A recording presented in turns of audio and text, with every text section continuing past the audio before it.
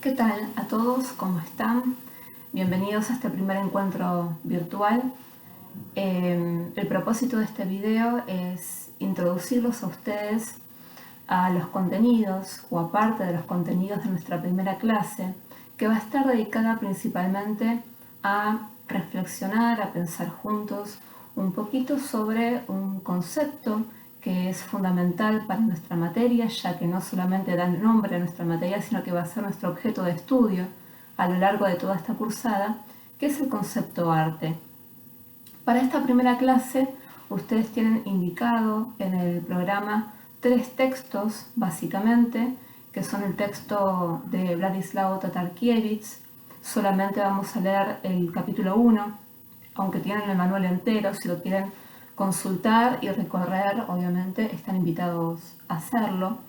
Tienen también el texto de Elena Oliveras, del cual vamos a ver solamente una parte del capítulo 2, y la introducción de Imagen y Culto de Hans Belting.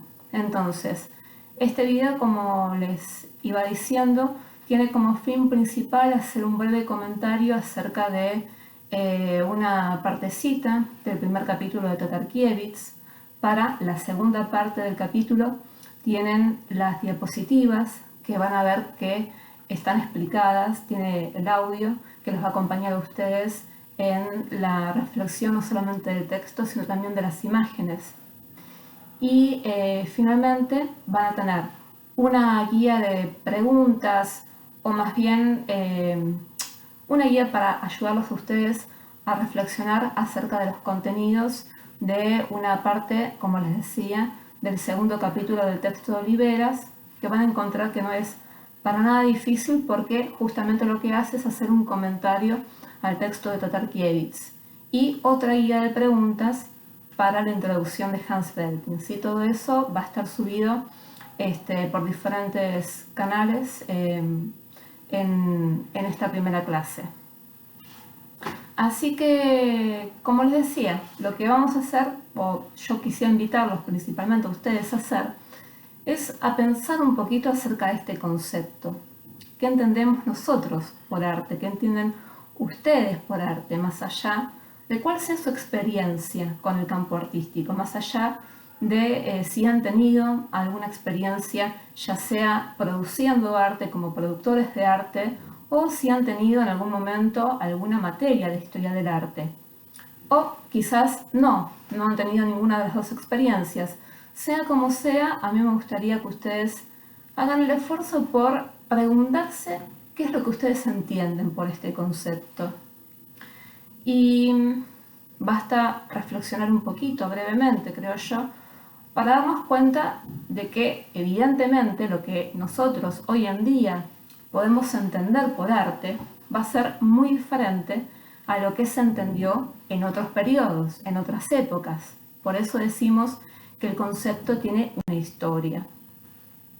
Y es esto lo que presenta Tatarkiewicz en la primera parte de su primer capítulo. ¿Cuál es la historia de este concepto? Allí van a ver que el texto es muy sencillo, sí, es muy explicativo. Van a ver que el origen del término arte se encuentra en el concepto tecné, que denominaba a una serie de actividades bastante diferentes a las que hoy entendemos por arte. ¿Por qué? Porque este concepto hacía referencia a toda una serie de actividades que requerían algún tipo de esfuerzo, de trabajo, ya sea físico o intelectual. Por lo tanto, se podían englobar en este concepto actividades desde la confección de ropas, la construcción de barcos, la agricultura, hasta las ciencias, e incluso disciplinas que, si en ese momento estaban englobadas dentro de las ciencias, para nosotros hoy en día no lo son, como la poética o la música. A partir de esta división entre actividades manuales y actividades intelectuales, se va a formar dos grupos bien diferenciados que van a ser las actividades manuales o mecánicas, como se van a conocer en la Edad Media, y las artes liberales. Por supuesto, las artes liberales van a ser consideradas muy superiores a las artes mecánicas o artes comunes, ya que no requerían de un esfuerzo manual, como les decía antes, sino mental, intelectual. Y esta división va a perdurar durante toda la Edad Media y va a llegar al Renacimiento.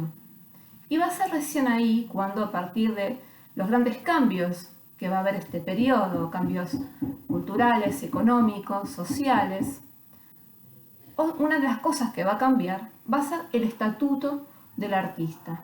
Un artista que en la antigüedad y en la Edad Media no era más que un trabajador manual, era un trabajador anónimo, pero que a partir del Renacimiento va a empezar a reconocérsele un lugar especial. Se lo va a reconocer como alguien dotado de ciertas cualidades diferentes a las de cualquier otro trabajador manual. Pensemos que, por ejemplo, ya en vida Miguel Ángel recibe el calificativo de el divino, es decir, evidentemente se le está dando un lugar que es muy distinto al de cualquier otro trabajador. Y los artistas, siendo conscientes de esta situación, van a empezar a pelear, a luchar ellos mismos, porque sus oficios ya no sean considerados dentro de las artes manuales, sino dentro de las artes liberales, que, como les decía, tenían mucho mayor prestigio. Es por eso que empiezan a enfatizar los componentes intelectuales de sus oficios. Y vamos a ver que hacia fines del siglo XV van a empezar a surgir una serie de tratados en donde justamente lo que van a hacer es enfatizar los componentes teóricos de las artes, particularmente de la pintura. Y es así como en el siglo XVI ya se empieza a reconocer que las actividades como la pintura y la escultura son diferentes a lo que podían ser otras actividades manuales. Y se va a encontrar que estas tenían algo en común. Estaban relacionadas por el diseño o por el dibujo, es decir, tanto la pintura como la escultura tienen como base el dibujo. Por eso se las empieza a conocer o a llamar a partir del siglo XVI artes del diseño. Sin embargo, todavía en este periodo, si bien las artes del diseño empiezan a despegarse del resto de las artes manuales, todavía estaban incluidas junto con otras actividades que nada tiene que ver con lo que nosotros hoy entendemos por bellas artes, como la aritmética, la geometría, la música, etcétera, etcétera.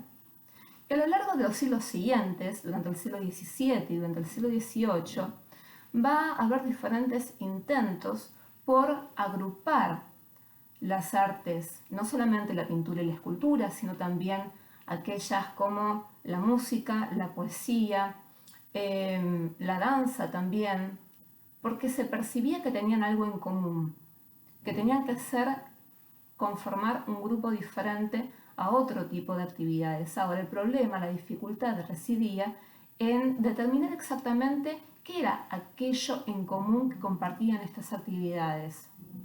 Hubo diferentes teóricos que propusieron, por ejemplo, que estas actividades estaban relacionadas por el hecho de que ayudaban a conservar cosas en la memoria de los hombres.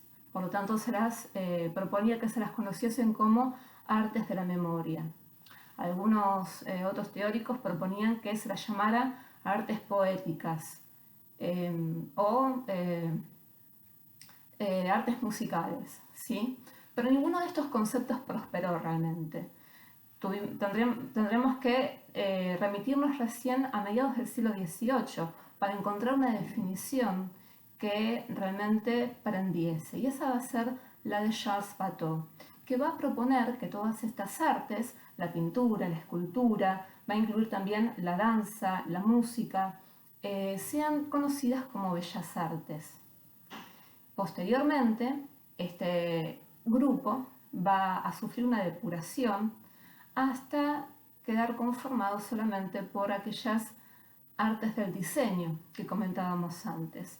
Y esta va a ser la denominación que realmente va a prosperar, que se va a afianzar y va a tener éxito, perdurando durante todo el siglo XIX, hasta que, hacia finales de este siglo, este concepto recientemente acuñado de bellas artes va a empezar a sufrir un cuestionamiento, va a empezar a entrar en crisis. ¿Y esto por qué es? Por diferentes circunstancias, pero principalmente podemos señalar el avance de la fotografía, el avance del cine, que van a empezar a cuestionar qué es exactamente lo que nuevamente define al arte, define a las bellas artes. Y esta situación no va a ser más que profundizarse a principios del siglo XX con el avance de las vanguardias, y en particular de las vanguardias radicales, que van a poner realmente en jaque los cimientos, los fundamentos del arte. Y es por esta crisis en la que entra el concepto arte, en donde ya no se está tan seguro de qué es lo que este concepto define, que Tatarkiewicz va a proponer, por lo tanto, buscar cuál es el criterio esencial que define el arte.